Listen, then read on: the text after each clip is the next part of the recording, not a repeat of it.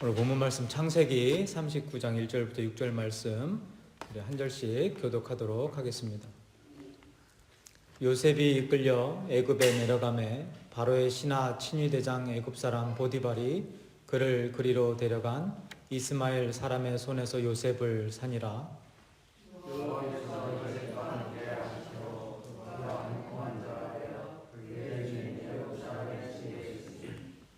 그의 주인이 여호와께서 그와 함께 하심을 보며 또 여호와께서 그의 범사에 형통하게 하심을 보았더라.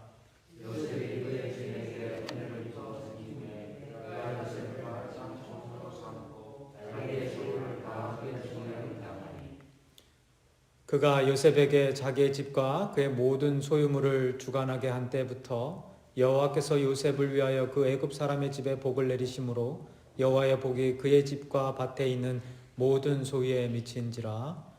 주인이 그의 소유를 다 요셉의 손에 위탁하고 자기가 먹는 음식 외에는 간섭하지 아니하였더라. 요셉은 용모가 빼어나고 아름다웠더라. 아멘.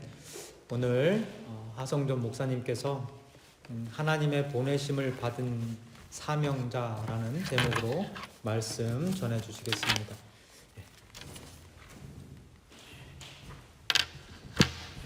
기도하겠습니다. 자비로우시고 은혜가 풍성하신 살아계신 우리 하나님 아버지, 이 시간 부조한 종이 이곳에 서서 주님의 말씀을 전하고자 합니다. 주의 성령이 이곳에 임해서 하나님의 뜻을 아는 지혜를 우리 모두에게 부어주셔서 그 하나님의 말씀을 믿음으로 받게 하시고 믿음으로 받은 그 말씀이 생활 속에 인격 속에 적용이 되어서 예수 그리스도의 형상으로 성장하고 또 모든 관계를 하나님께 맡기는 모습으로 새로워지고 또 우리의 이 모든 열매들이 세상 사람들에게는 빛이 되고 영광이 되고 또한 나눔이 있도록 역사해 주시옵소서. 우리 구주 예수님 이름으로 기도드립니다. 아멘.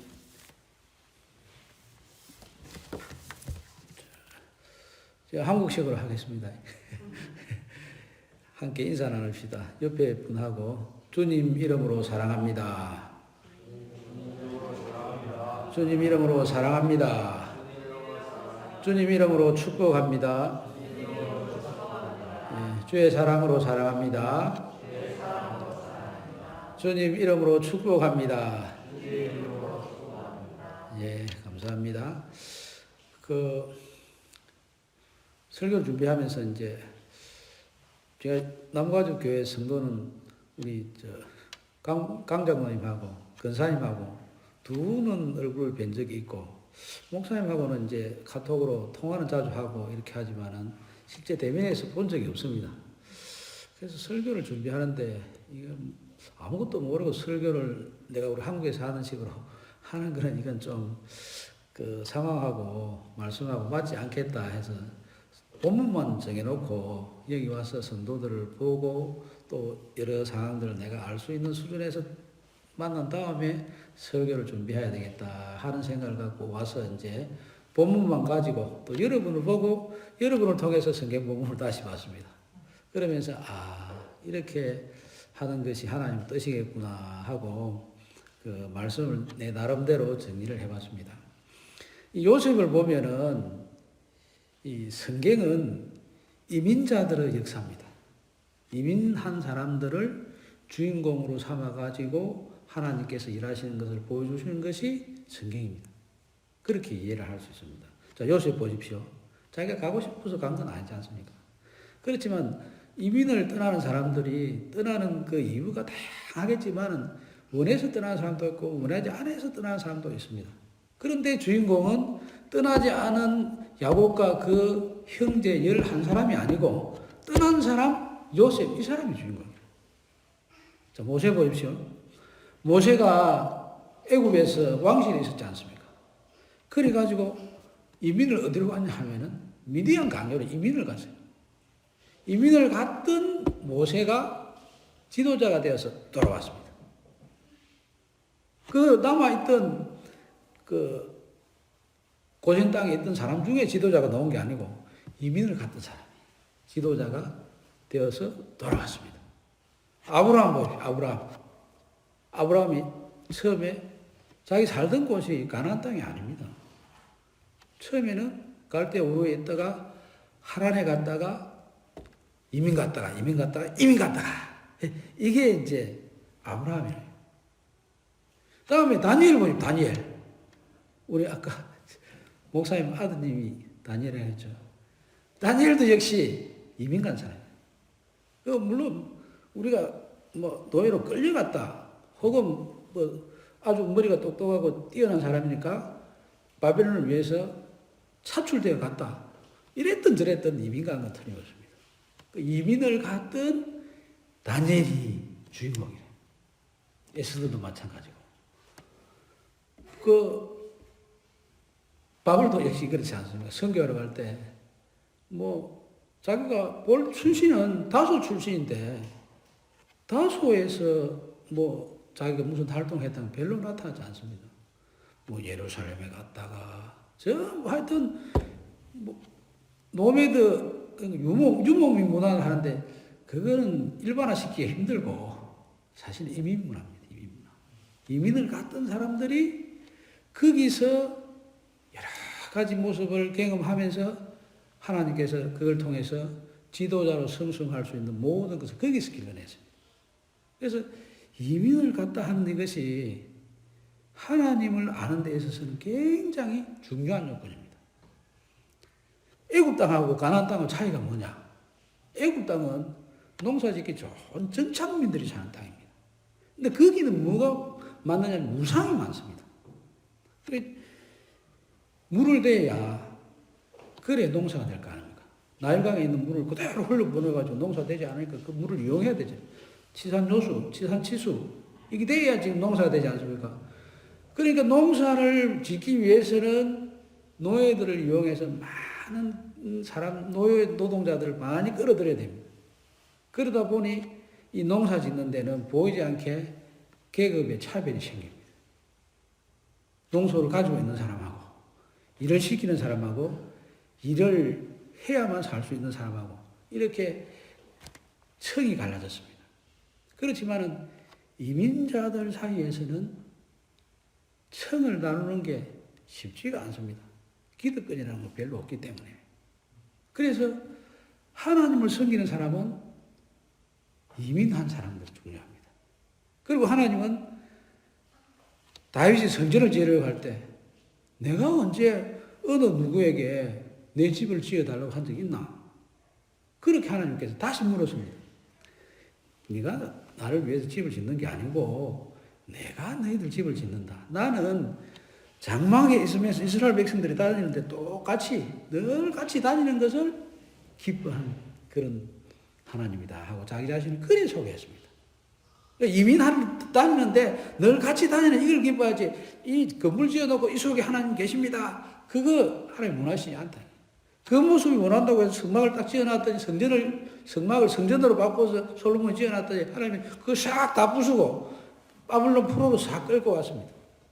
바벨론 포로로 끌려갔다가 돌아왔는데 여기 남아있던 예루살렘에 있던 사람들이 남은 자가 아니고 거기 갔다가 바벨론의 포로 생활을 오래 했다가 돌아온 사람들이 나중에 성전을 새로 짓고 이스라엘의 새로운 지도자들이 됐습니다. 남아있던 사람들이 기득권이 있으니까 이 사람들이 힘을 쓰고 이렇게 할 것 같지만 사실 그렇지는 않습니다. 대한민국이 복을 받은 것도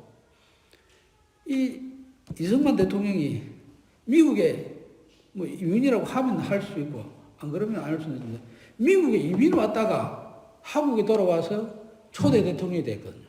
이 성경 역사하고 비슷한 거예요. 성경 모세가 이민 갔다가 돌아와가지고 딱 지도자가 되니까 출애굽이 이루어지지 않습니까? 이 한국에서 제일 첫 번째 대통령이 이승만 대통령이 된 게 진짜 세계적인 수수께끼입니다. 왜냐하면은 한국에 남아있던 사람들이 그래도 아는 사람도 많고 기반도 있고 이 사람들이 표를 많이 얻을 소지가 많지 않습니까? 이승만 대통령 독립운동을 미국에서 했어요. 이 한국 땅에는 자기 기반이 아무것도 없어요. 아무것도 없는데 석을 해보니까 이분이 됐네.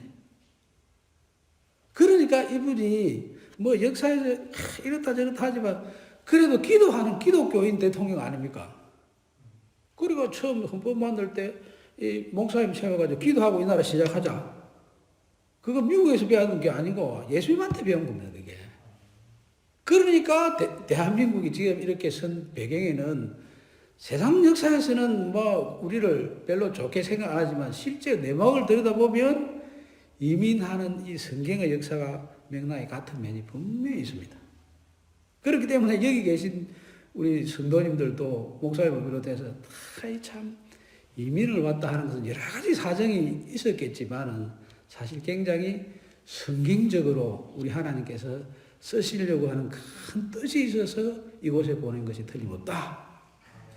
근데 요셉이 그냥 끌려와가지고 가만히 있는 게 아니고 자기가 여기 와 있지만은 하나님께서 나를 이곳에 보내신 이유를 알고 있었습니다. 그래서 나중에 보면 내가 여기 먼저 온 것은 하나님께서 우리 가족과 우리 백성들, 온 세계 사람들을 다 구원하시려고 하는 하나님이 뜻이 있어서 나를 미리 보낸 것입니다. 하나님이 미리 보낸 것입니다. 이렇게 이야기했습니다. 내가 끌려왔습니다. 내가 형님들 팔아가지고 형님들하고 이 관계가 안 좋아가지고 서로 형제 간의 이 경제관계 때문에 내가 막내고 힘이 없어서 여기 당해가지고 왔습니다. 이렇게 해석을 안 했습니다. 물론 현실적으로는 그렇게 볼 수 있겠지만 요셉은 분명히 하나님께서 나를 이곳에 먼저 보내주신 뜻이 있습니다 하는 것을 알았습니다. 그 뜻을 아는 것이 바로 사명이고 그 사명을 가지고 있는 사람이 주님 앞에 쓰임을 받습니다. 그리고 이 사명을 가진 사람은 반드시 하나님과 동행을 합니다. 이민을 와도 자기 혼자 이민 온 건 쓸모가 없어요. 그런데 하나님과 같이 이민을 와야 돼요. 야곱이 아이고 내가 뭐 약속의 땅 아브라함 우리 할아버지 아버지 다 이곳에서 있으라고 분명히 약속했는데 요셉이 아무리 국군 총리지만 내가 그곳에 가가지고 이 약속의 땅을 버리고 어떻게 갑니까 할 때 하나님이 나타나서 내가 먼저 갈게 가자. 이거 하나님과 같이 왔습니다. 그러니까 모든 것을 다 마음의 짐을 싹 내려놓고 하나님과 같이 야곱이 애국으로 들어갔습니다. 그곳에 가니까 큰 민족을 이루는 힘이 생겼어요. 힘이 생겨가지고 다시 나중에 400년 후에 모세를 통해서 돌아왔습니다. 그때도 이민을 가고 오고 하는데 중요한 것은 하나님께서 그와 함께 하셨더라. 이게 굉장히 중요합니다. 하나님과 함께 하신 이 모습이 사실 리더십의 핵심입니다. 요셉이 지금 여기 보십시오. 3절에 보면 그의 주인이 여호와께서 그와 함께 하심을 보며 또 여호와께서 그의 범사에 행통하여 하심을 보았더라. 2절에도 보면 여호와께서 요셉과 함께 하심으로 그가 행통한 자가 되어 여호와께서 함께 하심으로 여호와께서 함께 하심으로 여호와께서 함께 하심으로 이렇게 되지 않습니까? 그러니까 요셉이 가서 딱 그 보디바르 집에 노예 생활을 하는데 요셉이 들어가서 노예 생활을 하니까 이 집이 잘 되는 거예요. 어쨌든 잘 되는 거라. 그 보면은 요셉이 행통했더라 이렇게 되어 있지 않고 요셉이 있는 그 집이 행통하게 되더라 이렇게 되지 않습니까? 보디바르 집이 행통하게 되는 거예요. 보디바르 집이 행통한 걸 보니 그 이유가 어디냐 하면은 보디바르의 신앙이 좋아서 보디바르 집이 행통하게 된 게 아니고 잘 되는 게 아니고 요셉이 하나님과 함께 하는 것이 있어가지고 보디바르 집이 잘 되더라고요. 어떻게 해서 이 요셉이 무슨 일을 어떻게 했길래 이렇게 그 보디바르 집이 다 행통하게 되었을까? 가만히 묵상을 해보니까 야 요셉이 지혜롭고 총명하고 그런 것이 분명히 있었으면 틀림없지만 요셉이 예수님 같이 움직이지 않았겠나. 예수님이 사람을 상대하는 그런 마음으로 움직이지 않았겠나. 그러면 그 복잡한 재산 많은 집에 이 예수님처럼 요셉이 탁 들어가서 행동을 하니까 온 집안의 관계가 화목으로 이루어지지 않았겠나. 저는 그렇게 생각합니다. 보면 천술꾼은 천 가지 걱정, 만술꾼은 만 가지 걱정.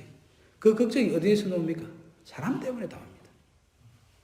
사람이 서로 좋은 관계를 가지고 만나면 행복하면 그 웃음소리가 나는 거기는 뭐든지 일이 잘 됩니다. 만날 큰 소리 치고 다투는 소리, 화나는 소리 이게 많으면 잘 될 수가 없습니다. 잘 되던 집안도 망합니다. 그렇지만 참 어렵고 힘든 가정이라 할지라도 거기에서 계속 웃음소리가 나오도록 화목하면 힘이 생깁니다. 그런데 보디바르 집이 보디발이 시위대장이니까 칼싸움 잘하는 사람 아닙니까? 힘으로 무언가 일을 하는 집안은 항상 시끄럽습니다. 우리 남자분들이 너무 거리적으로 확 나가면은 집안이 시끄럽습니다. 남자분들이 딱 이 힘으로 가려고 하지 말고 종처럼 해가지고 살려고 하면 집안이 화폐합니다. 예수님처럼 이렇게 딱 아버지 우리 조정용 목사님 그 답사하실 때 그렇게 말씀하시대요. 이제 십자가에 죽겠습니다. 성도들과 함께 죽겠습니다. 딱 그 모습이 가정에 있으면 평화로울 수밖에 없습니다. 제가 그리 잘 못하는데 하여튼 저도 무조건 우리 아내가 최고다 생각하고 이기려고 안 합니다. 그냥 아내는 한테는 무조건 집니다. 그냥 아이고 옳고 그렇게 따질 필요도 없고 그냥 져주는 게 내가 아내를 사랑하는 방법이다 생각. 무조건 집니다. 경제적으로 손해가 나든지 또 조금 생각이 약간 잘못된 것 같아도 집니다. 그래야 내 가정이 평화로우니까. 하여튼 크게 실수하는 일이 아닌 것 같으면은 그냥 다 맡기고 양보해버리는데. 근데 그렇게 하면은 평화가 오지 않습니까? 요셉이 어떻게 종으로 갔는데 그 많은 사람들을 화목하게 만들 수 있었을까?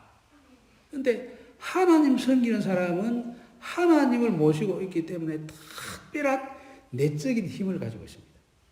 그리고 하나님 섬기는 힘을 가지고 있는 이 힘을 가지고 사람들을 넉넉하게 대하면 화목함이 있습니다. 예수님이 얼마나 넉넉합니까? 십자가를 지러 가실 때 온갖 모욕과 수치를 다 당하면서도 아무 저항을 안 했습니다. 그러면서도 십자가의 제일 고달픈 그 자리에서 그 사람들을 위해서 기도를 했습니다. 그러면 화목하게 되지 않습니까? 저도 이제 교회 목회를 하다 보면은 마음에 드는 사람도 있고 마음에 안 드는 사람도 있고 또 괴롭게 하는 사람도 있지 않습니까? 그런데 목회자가 자기를 괴롭히는 사람들이 있다고 얼굴에 표정을 나타내면 교회의 화평이 무너집니다. 그렇기 때문에 이게 얼굴을 감춰야 되는데 이 또 목회자가 이중인격을 가지고 쇼하듯이 그렇게 해서는 또 곤란하지 않습니까? 실제로 그 사람에 대해서 아무렇지도 않으면서 아무렇지도 않은 표정을 지어야지 속으로는 욕을 하면서 겉으로는 내가 외교관입니까? 그렇게 하면 안 됩니다. 그래서 이제 그러면 내가 진실되지 않은 모습으로 사람에게 좋은 표정을 가지고 대한다는 것은 이건 하나님 앞에서도 부끄럽고 그 사람을 대하는 것도 속이는 것이고 이렇기 때문에 이걸 어떻게 해야 되냐 하니까 예수님 앞에 딱 답이 있는 거예요. 기도하면 되는 거예요. 그 문제를 두고 그분하고 정말 마음을 열고 마음껏 축복할 수 있는 기도가 나오면 대화를 하면은 아주 부드럽게 대화가 딱 되더라고요. 근데 마음에 짐이 있어서 무언가 축복할 수 있는 기도가 내 입술에서 나오지 않기 전에 나오지 못할 때는 사람을 대하지를 않습니다. 그런데 좀 더 기도해보고 그래서 내 입술에서 그분을 위해서 기도했을 때 내가 이해할 수 있으면서 또한 축복할 수 있는 기도가 내 입술에서 나오면 만나는 거예요. 그럼 내가 이중인격자도 아니고 실제로 내가 하나님을 만나서 예수님을 만나서 배운 걸 가지고 대하니까 그분도 사실 마음이 벌써 열려 있어요. 그래서 참 예수님 없이는 내가 목회를 못하는구나. 예수님 안 나오고는 우리가 목회를 못하는구나. 이런 생각을 합니다. 그런데 요셉도 그러했을 것이다. 이렇게 생각해야 돼요. 요셉은 하나님을 만나는 사람 아닙니까? 아니 하나님 만나가지고 하나님의 지혜를 배우고 하나님으로부터 얻은 것을 가지고 사람에게 나누고 사람들과 같이 관계를 하는데 그 관계가 좋은 관계가 안 될 수가 없습니다. 참고 양보하고 예수님처럼 딱 이렇게 대하면 그 관계가 화목하게 됩니다. 그래서 화평케 하는 자는 복이 있나니 저희가 하나님의 아들이라 일컬음을 받을 것이며 그 하나님 아들 우리 예수님 아닙니까? 화목케 하는 여기에서 힘이 나오고 화목케 하는 여기에서 화평한 여기에서 그 집안의 행통함이 나옵니다. 뭐 회사도 마찬가지라고 생각됩니다. 뭐 다른 일들도 마찬가지. 제가 이제 오늘 설교 좀 오래 됩니까? 아니 예? 그 우리 교회가 이제 재개발을 해가 재건축을 했거든요. 재개발 하는데 딱 들어가니까 여기 뭐 조직 폭력배 하는 사람들도 있고 또 조금 그 약간 좀 건축하는 사람들이 조금 질이 안 좋습니다. 그런 사람들도 있고 뭐 공무원 출신들도 있고 이런데 전부 다 이 끈을 다 노리고 들어오는 거예요. 그런데 이제 우리 교회도 걸려있기 때문에 교회 건축을 해야 되지 않습니까? 교회 건축하는데 제일 중요한 것이 우리 교회가 어떤 자리에 위치하느냐가 제일 중요합니다. 그렇기 때문에 이 자리를 차지기 하기 위해서는 내가 언젠가는 이 사람들 앞에서 주도권을 확 잡아가지고 이 자리만 확보해야 되겠다 이런 생각을 했습니다. 그래서 가만히 가서 이제 때를 딱 기다리고 있는데 사람들 싸우는 거래.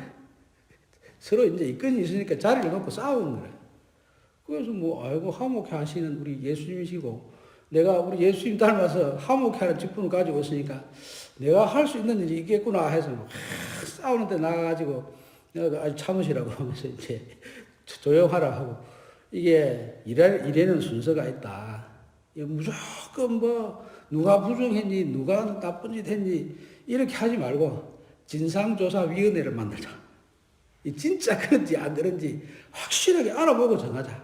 그리고 확실하게 알아본 다음에 거기에 따라서 우리가 어떤 방향을 정해보자. 그래하고 내가 딱 이야기하고 쫙 조용히 시켰습니다. 그러니까 이제 그 부정을 했던 사람들이 사실은 집행부거든. 그런데 이 사람들이 막 좋아가지고 목사님 언제 우리 회의하면 되겠습니까? 내가 우리 회의하는데 목사님 꼭 참석해야 됩니다. 내를 앞장서야 하는 거래. 그래서 내가 뭐 그 일을 계속 할 건 아니지만 우리 교회 위치를 잡기 위해서는 좀 발언권을 가져야 되겠더라고요. 그래서 예, 내가 언제 합니다 하면 그리고 이제 그게 참석하는 게 사실 덕이 되지 않을 수 있기 때문에 내가 주일날은 성도들한테 이야기했습니다.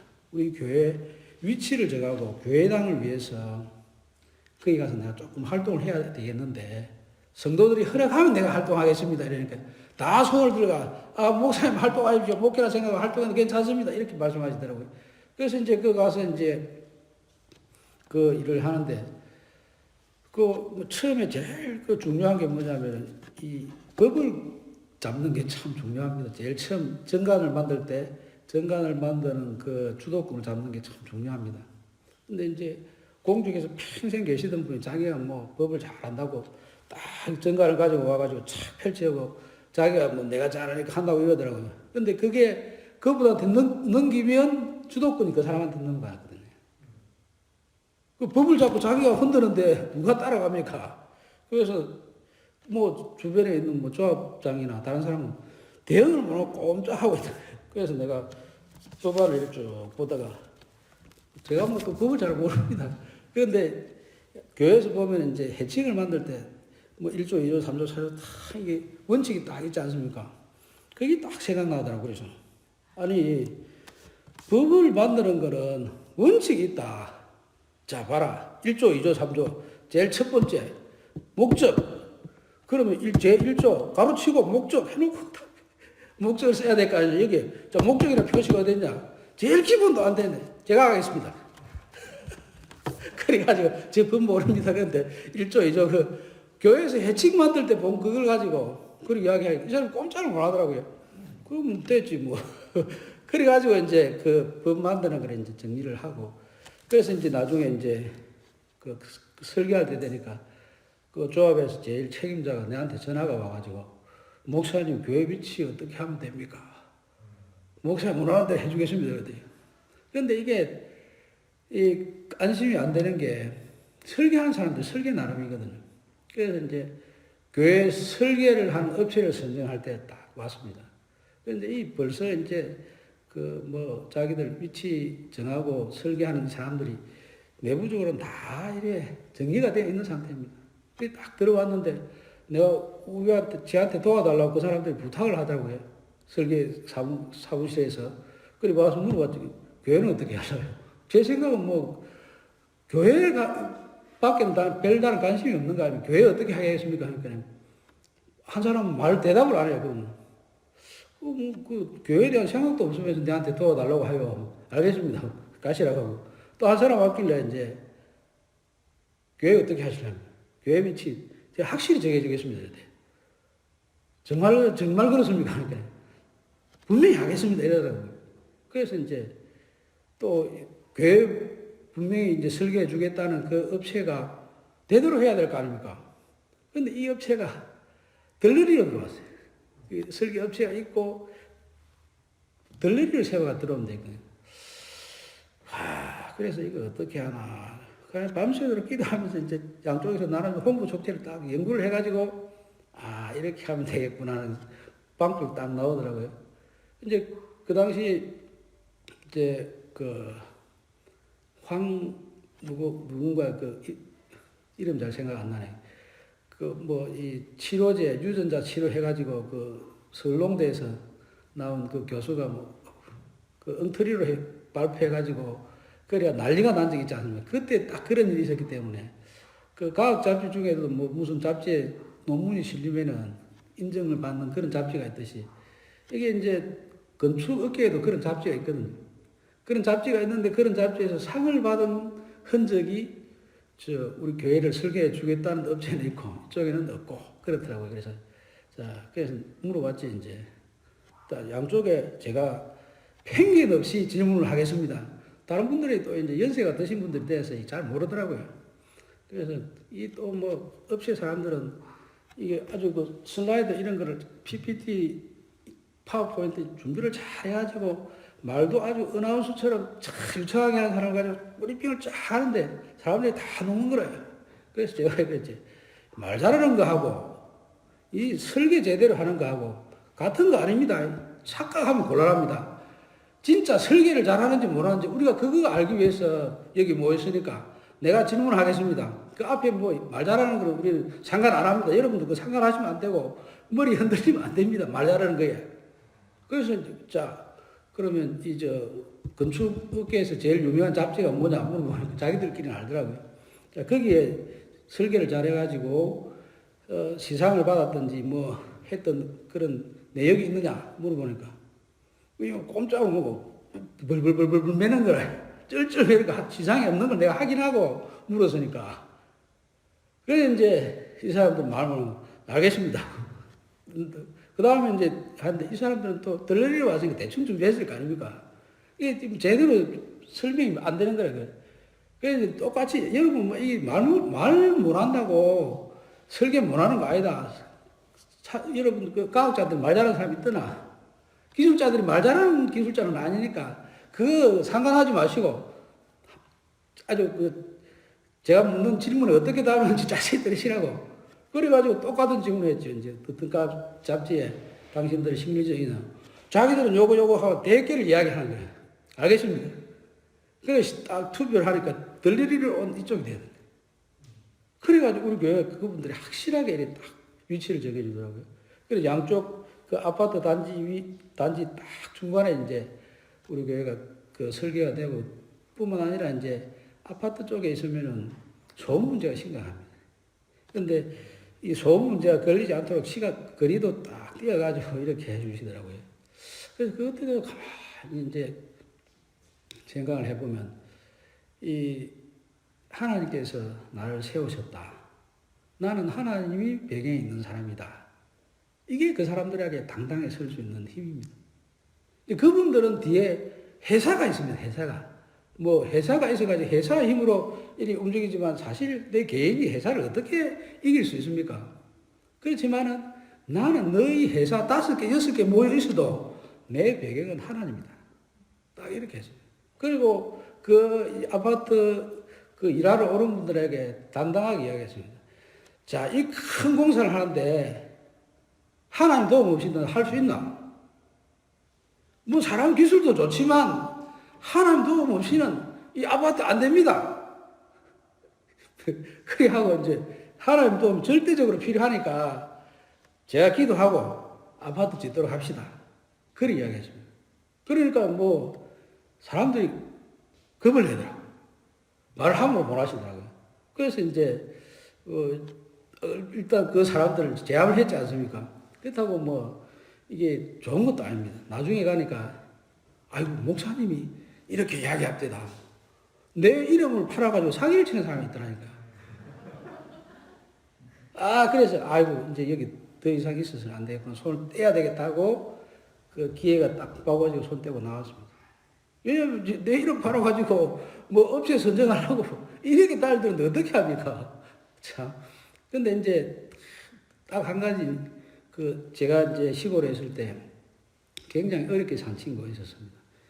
그런데 이 친구가 아버지 어머니도 없이 할머니 밑에서 혼자 이제 성장했는데 아니 내 그 목회하러 이제 대신동교에 들어가니까 대신동 지역에 이 친구가 살고 있는 거래. 어렵게 산 줄 아는데 이 친구가 이제 내가 한 줄도 몰랐는데 군에 갈 때 자기 혼자 이제 훈련 받으러 가는데 뭐 어찌 가야 될지 모르는데 내가 데리고 가가지고 잠도 재워주고 뭐 이렇게 했다고 이야기하더라고요. 나는 기억이 없는데 자기가 내가 그렇게 해주셨다고 형님 고맙습니다 이러더라고요. 와, 그래서 고생도 많이 하고 어려운 일도 많이 겪었는데 이제 이 친구가 구의원 선거에 나갔더라고요. 형님 도와주십시오. 내가 도와줄 건 없고 내 이름 팔아도 좋다. 내 이름 팔아가지고 니 표 만들려면 마음껏 만들어봐라. 그러니까 내 이름 팔아고 그 친구한테 뭐라고 했습니다. 근데 그 친구가 나중에 이제 당선이 되고 교회 뭐 여러 가지 이 업무 하다 보면 간청의 허가도 많이 받아야 되지 않습니까? 그 친구가 나서가지고 형님 뭐 도와드릴까요? 다 나가가지고 정리를 싹 해주시더라고요. 이게 참 하나님께서 이게 하나님 이름으로 일을 하는 그 배경 못지않게 현장 앞서서도 일을 쭉 해주더라고요. 그래서 그때 그 일이 돼가지고, 아이고, 뭐 제가 동네 지역에 유명인사가 돼가지고, 죄송합니다만, 그 국회의원들도 우리 교회 와가지고 한번 예배 드리자면, 그 곤란하지 않습니까? 우리가 뭐 정치하는 데도 아닌데, 형님, 우리 국회의원 한번 모시고 가서 예배 드리고 인사 한번 해드려 주십시오. 우리 성도는 얼마 되지 않은데 자꾸 그런 이야기도 하고 합니다. 그런데 그 배경에는 사실 우리가 하나님 이름으로 그곳에 가서 일한 힘이 아닌가 이렇게 생각합니다. 사실 뭐 그곳에 있는 사람들이 뭐 깡패들도 있고 이런데 이 사람들 제압하기 쉽지 않습니다. 그런데 그분들도 하나님의 이름으로 해야 됩니다 하니까 이 사람들도 무기를 다 숙이더라고요.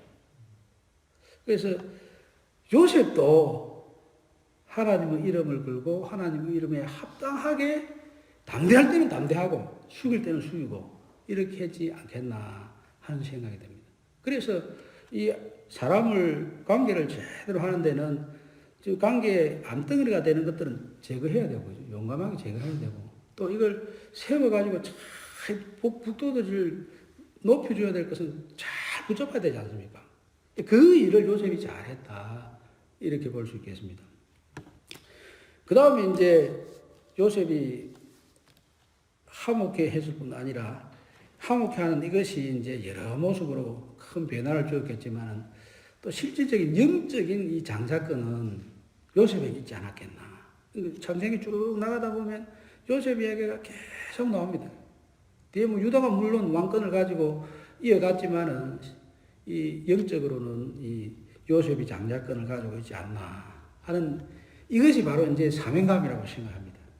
우리 조진용 목사님께서 이제 이곳에 어저께 위임을 받으셨는데, 이제 우리 하가들, 우리 집안의 장손 이름이 하진용입니다. 그래서, 야, 장손이네. 영적 장자권이 여기 있나 이런 생각.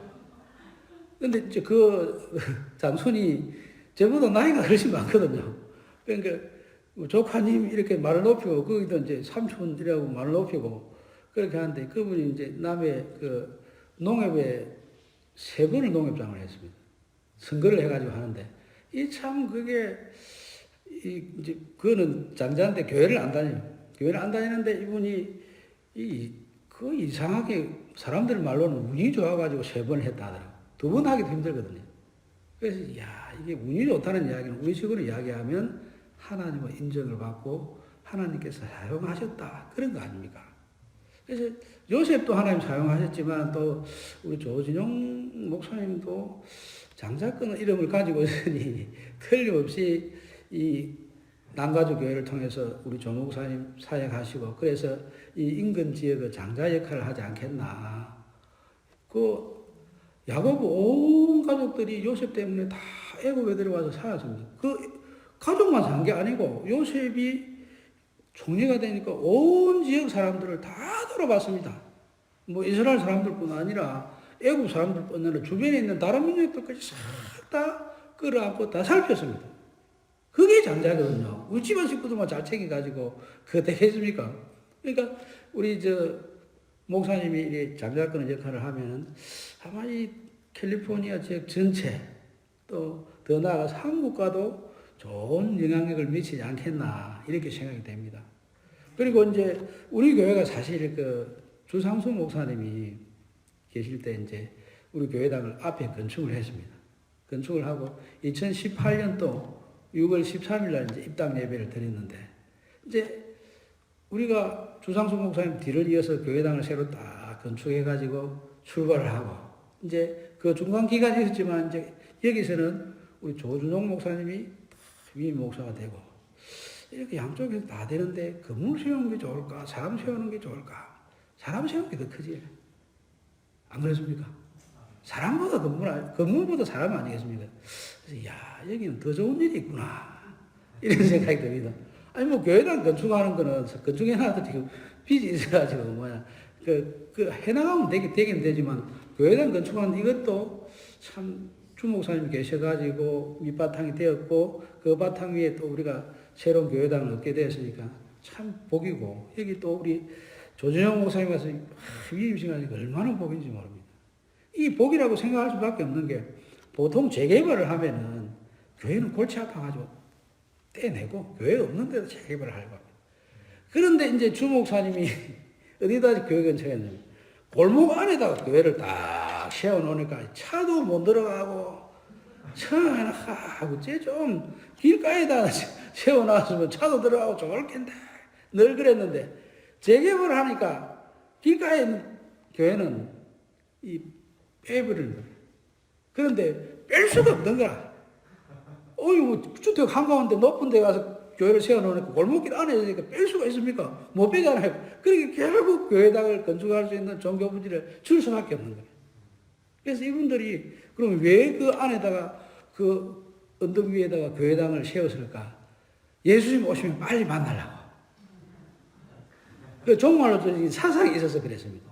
신앙적인 의미에서 그 좀 높은 데다 교회를 세웠어요. 그러니까 신앙적으로 교회를 그곳에다 선택해 세운 것이 그때는 참 답답하다고 우리 생각했는데 재개발을 하고 보니까 진짜 땅을 잘 잡았다. 지금 우리 재건교회, 우리 교회뿐 아니라 부산 시내의 많은 교회들이 그런 재개발 지역 안에 들어가지고 건축을 하게 되죠. 높은 데다 세워놓으니까 빼지를 못하는 거예요. 그래서 다음 세대를 위해서 종말론적인 이런 기도가 있었던 것이 지금 이제 부산에서는 힘을 발휘합니다. 그래서 이런 것들도 가만히 생각해 보면, 참 주목사님이 있었던 것이 그쪽에서도 이제 종말론적인 신앙의 꽃을 피고 이곳에서는 또 하나님이 함께 오셔가지고 또 조목사님을 세우셔서 위임식을 하고 교회가 이제 정말 하나님께서 모세를 세우듯이 요셉을 세우듯이 이렇게 사람을 세웠으니 큰 일이 일어날 것이다. 이런 기대감을 탁 줍니다. 이 기대감이 우리만의 기대감이 아니라 온 세상이 소망하고 있는 기대입니다. 그런데 그 일이 우리가 기도하면서 꾸준히 하면 분명히 이루어집니다. 우리 교회 이제 새벽 기도를 이제 하는데, 새벽 기도 처음에 제가 갔을 때는 나오는 분들이 들어 있었습니다. 근데 그분들이 돌아가시니까 새벽 기도 할 사람이 제하고 아내하고 다 한 사람 출석하더라고요. 그래도 이제 새벽 기도를 계속 했습니다. 그러니까 한 10년, 20년 동안 제하고 아내하고 그 세 사람이서 계속 새벽 기도를 했는데, 한 번은 이제 새벽 기도 오시던 그 권사님이, 아이고, 너무 멀어서 못 가겠습니다. 다리 힘도 없고. 그래서 안 오신다고 가까운 교회 가시겠다고. 가시라고 하고 이제 우리 둘이서 하는데, 한 달에 있으니까 다시 교회 왔더라고요. 왜 거기 가까운데 좀 다니셔도 되는데 오십니까? 하니까, 목사님하고 같이 새벽 기도를 하면 대학 교수하고 이 새벽 기도를 하는 것 같고, 거기는 내가 국민학교 들어가서 공부하는 것 같고, 그래서 내가 똑같은 시간이면 그래도 우리 교회 와서 하는 게 훨씬 좋습니다. 거기는 기도가 아무리 하려고 적응을 해가지고 기도하려고 해도 기도가 안 되더라고요. 그래서 온다고 하더라고요. 그래서 이제 교회당을 새로 딱 짓고 나니까 이제 그 새벽 기도 제하고 아내하고 그분하고 세 분밖에 없었는데, 또 그 따님이, 아이고, 어머니가 새벽 기도 가는데 차를 가지고 가야 되겠다 하면서 따라와가지고 네 사람 되고, 또 그 주변에 있는 아파트 분들이 또 몇 사람 오고 하니까 보통 이제 8사람, 9사람 이제 새벽 기도를 하게 되더라고요. 근데 이 한 사람 있다고 두 사람 온다고 멈춰버리면 다음에 9사람, 10사람 올 기회가 없어져. 근데 여기 뭐 모인 분이 숫자가 적다고 그거 별거 아닙니다. 때가 되면 얼마든지 바뀔 수 있습니다.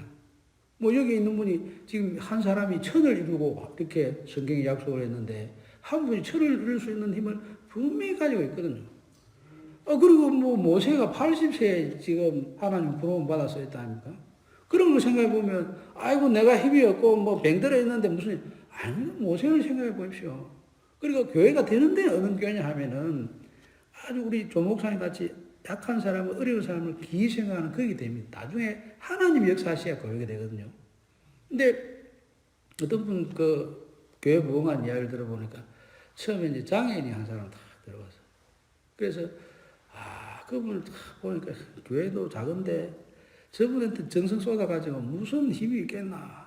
그런데 그 목사님이 아니다, 하나님 보내주신 사람이다 하고 그분에게 정성을 다 했더니 그 모습을 보고 사람들이, 저 교회가 진짜 교회다.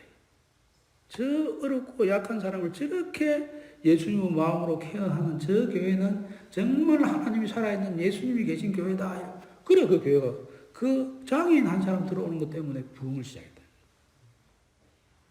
하나님은 일을 그렇게 하십니다.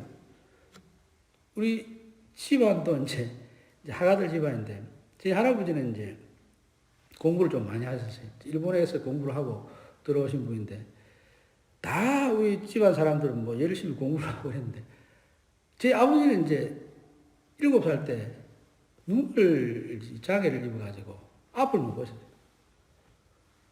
그러니까 뭐 아버지는 뭐 공부 좀 하게 해달라고 그 몸 팔아가지고 저기 그 명화학교 보내달라고 할아버지가 뭔데 혼자 보내면 안 된다고 아빠만 보는데 그거 어떻게 하냐.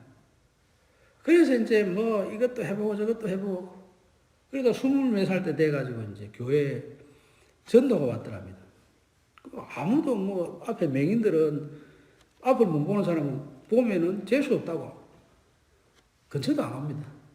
그런데 아버지가 이제 그 교회 성도들이 와가지고 청년들이 와가지고 교회에서 꽤 먼 거리인데 모시고 갔다가 이렇게 3년 동안 이렇게 하는 거 보고 아버지 생각이, 이야, 이 사람들은 예수님을 믿는다는데 예수님이 도대체 어떤 분이길래 세상 사람 전부 나를 재수 없는 사람이라고 보면 침을 받고 돌을 던지는데 이 사람들은 왜 이렇게 사랑으로 나를 베풀어 주는가.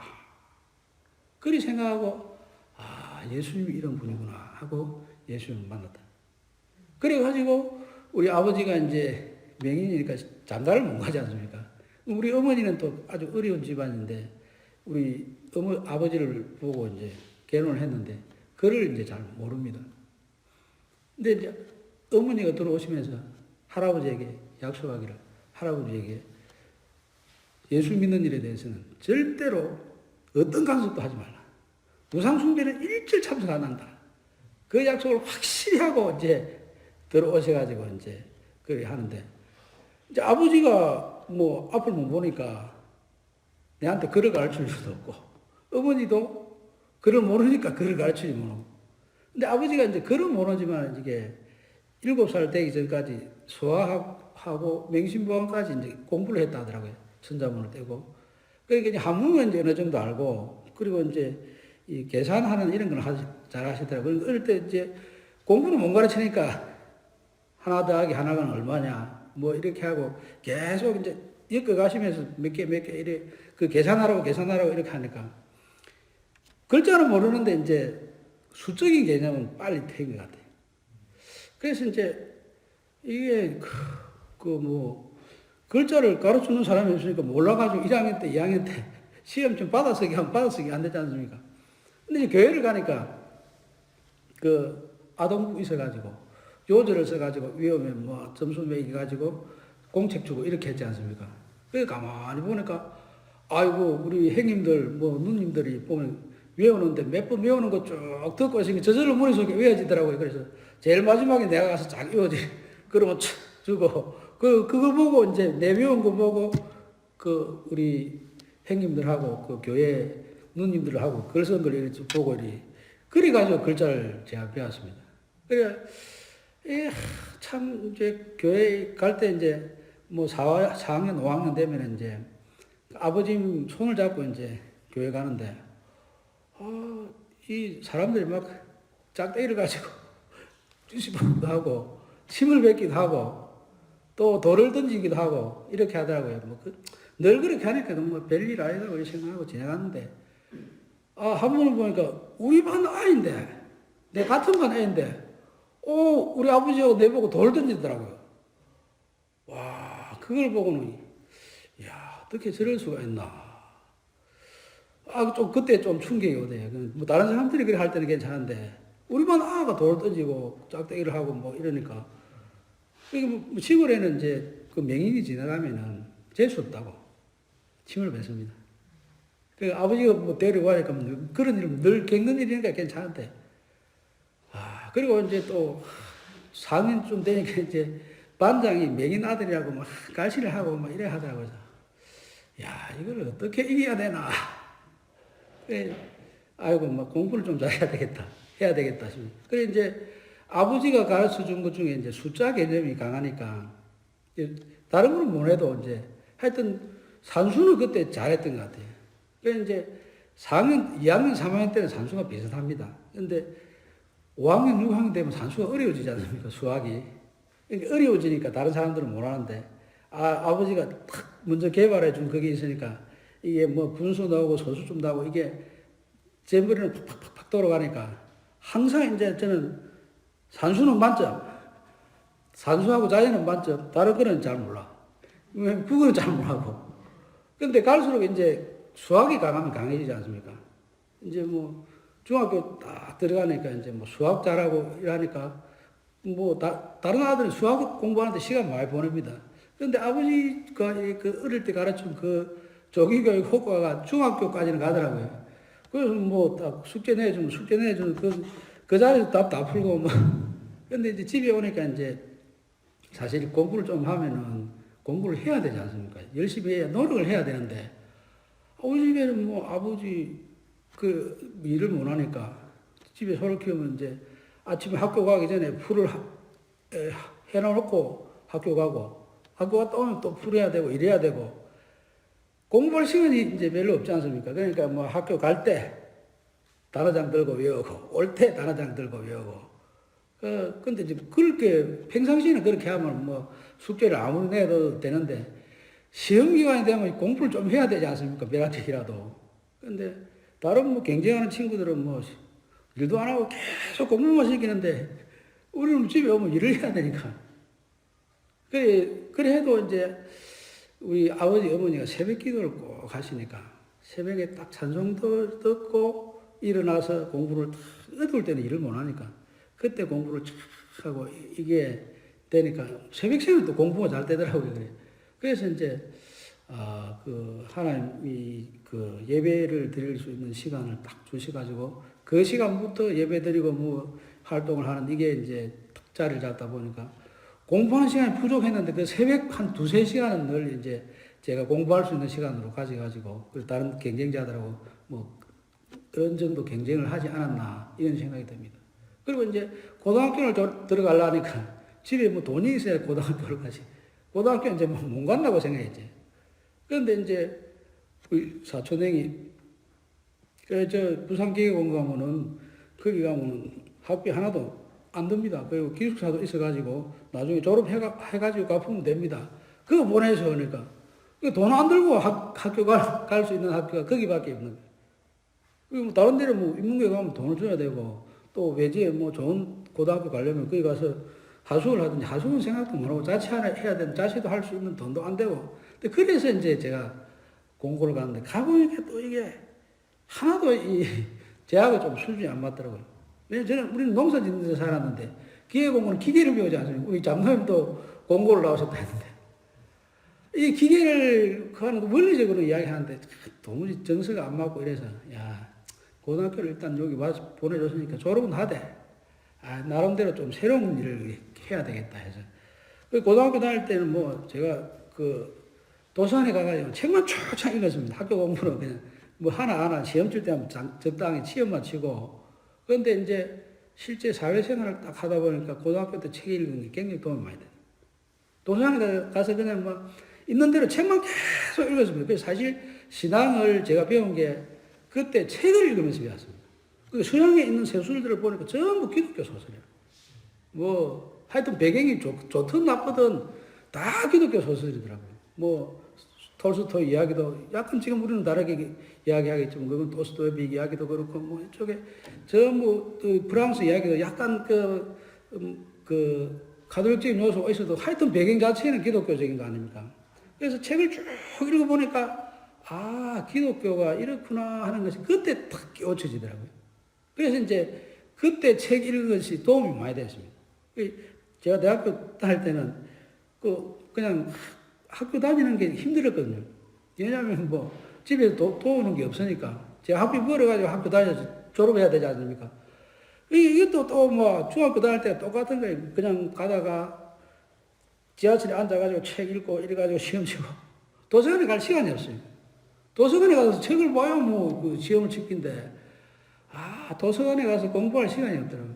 그래도 우리가 어릴 때 교회 다니면서 이제 새벽 시간에 깨웠던 그 새벽 시간하고 그리고 시간 날 때 이제 뭐 교통 이용하니까 이제 지하철에서 책을 보든지 이렇게 해가 시험 치는데 근데 고등학교 때 이제 책을 읽은 그게 흔적이 있어가지고 그냥 볼펜만 들고 가서 우리 주관식 시험이니까 막 쭉 써내려가면 되는 거죠. 그래서 그 참 하나님께서 때를 따라서 다음 시대를 준비를 하셨구나 하는 이런 생각을 그때도 많이 했습니다. 근데 요셉이 만약에 그 어려운 노예 생활을 해보지 아니했다면 온 세계를 움직일 수 있는 머리가 안 나왔습니다. 책에서 나오는 것처럼 책에서 나오는 게 아닙니다. 보십시오. 노예 생활을 잘 알았기 때문에 요셉이 나중에 이제 식량을 나눠주고 농토를 전부 사들이지 않습니다. 사들여가지고 바로 이름으로 그 농토를 만들어줍니다. 그리고 나중에 그 농토를 싹 나눠주는데 나눠주고 80%는 농사 짓는 사람이 가지고 20%만 세금으로 내라. 사실 이거는 뭐 이름만 국가 소유고 바로 소유지 실제로는 모든 사람들에게 공평하게 은혜 베푸는 공산주의 사회보다 훨씬 더 좋은 천국입니다. 그게. 우리 어릴 때 이 소작농함을 보면 농사 지으면 농사 짓는 사람이 갖는 게 반이고 땅 주인이 갖는 게 반이고 우리가 20세기 살았는데도 20세기에도 반반인데 지금은 농사 지을 사람이 없으니까 3분의 2, 3분의 1 이렇게 갑니다. 지금 조금 더 나아가지고 뭐 그렇게 하지만 어쨌든 20% 받고 80% 농사 짓는 사람이 다 가져라.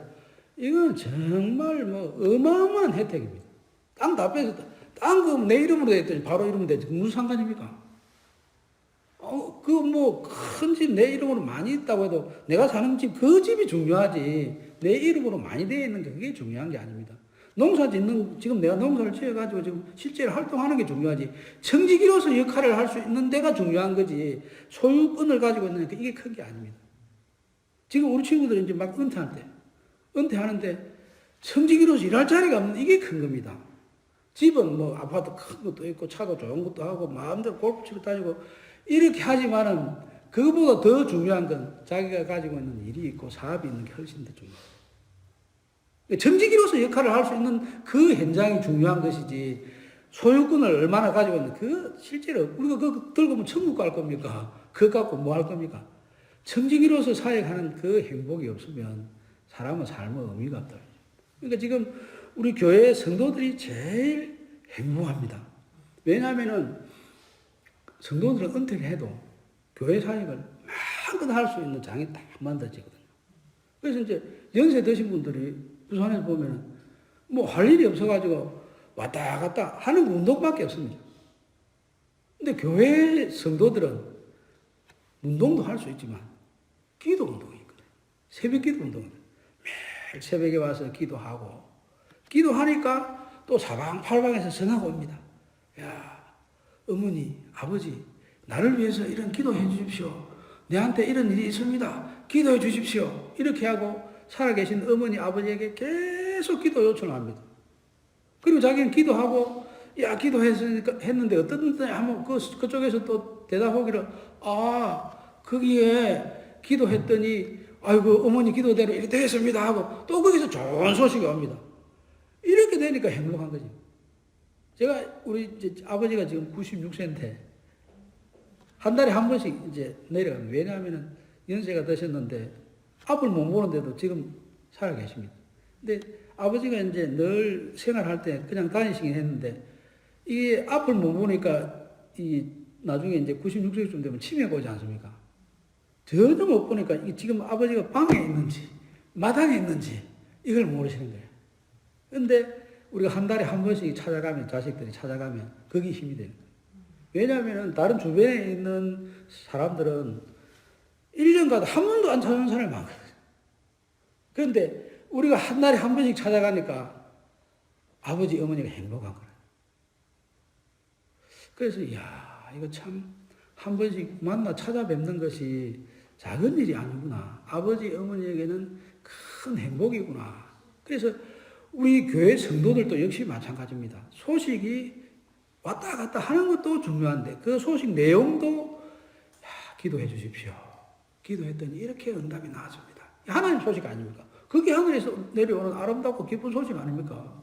그런 소식이 자꾸 왔다 갔다 하니까 복될 수밖에 없고 행복할 수밖에 없고 예수 믿는 사람들 얼굴이 천국 얼굴처럼 밝을 수밖에 없고 예수 믿는 사람들이 오래 살 수밖에 없습니다. 그래서 제가 우리 성도들한테는 이 돈 벌어가지고 노후 준비할 생각 말고 기도 생활 열심히 해가지고 교회 생활 열심히 잘하는 이게 최고 노후 대책입니다. 돈은 없어도 삽니다. 돈 많다고 노후 준비된다고 생각하면 세상 사람이지 그거 없어도 살 수 있어요. 얼마든지 살 수 있습니다. 그런데 기도 없이 신앙 빼먹고 살면은 그냥 그 순간부터 하나님으로부터 멀어졌는데 사람들도 다 멀어집니다. 하나님을 가까이 하면 사람들도 다 가까이 다가옵니다. 그러니까 하나님 가까이 하는 이게 노후 준비지 다른 것보다 더 중요한 노후 준비입니다. 이렇게 이야기합니다. 근데 실제로 그렇게 하시는 분들이 노후 준비를 잘 하는 것으로 저 믿고 또 저도 우리 노후 준비를 어떻게 합니까? 노후 준비 저는 걱정 안 합니다. 왜 걱정 안 하냐 하면은 빨리 죽으면 천국 빨리 가면 예수님 빨리 만나는 거고 그리고 준비하는 건 이제 기도하고 그 다음에 지금 한국에는 아파트를 너무 많이 지어가지고 나중에 우리 은퇴할 때쯤 되면 제발 우리 아파트 관리하도록 여기 와서 좀 살아주십시오 하는 아파트가 수없이 생길 것 같아요. 그리고 목사님이 이 집에 와서 살았습니다 하면 그 집은 또 값이 올라갑니다. 그러니까 걱정할 게 없다고 저는 생각합니다. 지금 우리 아파트 지은데 몇 분이 찾아와가지고 목사님 우리 아파트 들어와서 사시고 아파트 주민관리위원회 대표를 맡아주십시오. 왜 그럽니까? 목사님이 오셔서 대표를 하면 이 아파트 값이 올라갑니다. 아니 제가 대표하는 거 아파트 값 올라가는 게 무슨 관계가 있느냐? 품격이 높아지지 않습니까? 이러더라고요. 그래서 이제 제가 아파트 은퇴하면 할 일이 또 있습니다. 그 아파트 관리하는 사람 따라있지만 대표를 맡으면 아파트 값을 올려주니까 사람들이 막 부르지 않겠나 이런 생각도 합니다. 그러니까 사실 양로원에 가기 위해서는 어느 정도 경제적인 준비가 되어 있어야 되겠지만 그렇게까지는 우리가 준비를 할 수 없을 것 같고 하여튼 교회 생활 열심히 하면서 기도 생활을 하면 하나님께서 길을 열어주지 않겠나 그렇게 믿고 있습니다. 그래서 어쨌든 우리 남가주교회 조준영 목사님하고 여기 모이신 분들이 다 화목하게 하는 이 요셉의 모습을 잘 닮아가지고 화목에서 나오는 이 하나님의 아들된 모습이 분명히 이 교회에서 싹 드러나가지고 그 하나님의 아들이 이곳에 있다. 하나님의 아들, 딸들이 이곳에 있다 하는 이 소문이 온 땅에 퍼져서 그래서 많은 사람들이 하나님께로 돌아와서 은혜와 축복을 누리는 그런 역사가 계속해서 이루어지기를 우리 주님의 이름으로 축복합니다. 아멘.